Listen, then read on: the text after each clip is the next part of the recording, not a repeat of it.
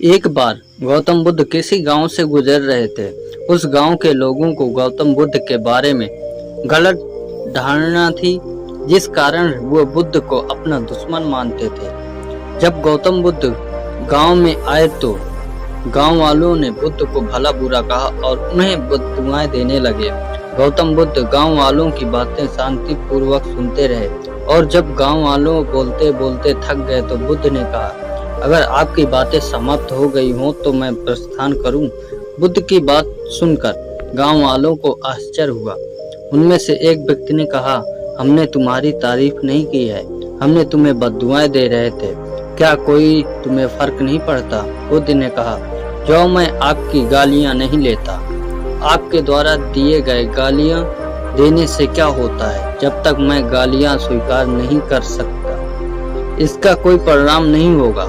कुछ दिन पहले एक व्यक्ति मुझे कुछ उपहार दिया, लेकिन मैं उस उपहार को लेने से मना कर दिया, तो वह व्यक्ति उपहार को वापस ले गया। जब मैं लूंगा ही नहीं तो कोई मुझे कैसे दे पाएगा? बुद्ध ने बड़ी विनम्रता से पूछा, अगर मैंने उपहार नहीं लिया तो उपहार देने वाले व्यक्ति ने क्या किया होगा? भीड़ में से एक व्यक्ति ने कहा, उस उपहार को व्यक्ति ने अपने पास रख लिया होगा।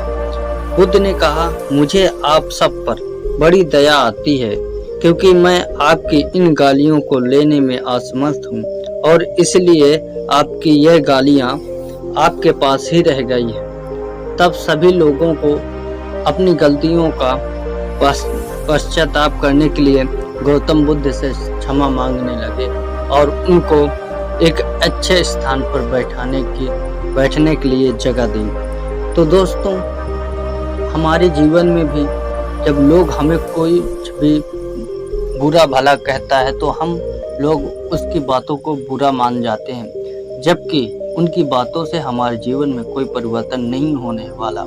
यदि हम उनकी गालियाँ, उनके जो हमें गालियाँ देते हैं, उनकी बातों को हम सुनकर हम उससे लड़ाई झगड़ा करने लगते हैं तो नुकसान हमारा ही होता है। तो इसीलिए लोग कुछ भी कहते रहें, कुछ भी बोलते रहें, हमें सिर्फ अपने काम से काम रखना है।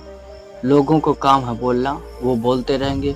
आपका काम है अपने आप से मतलब रखना।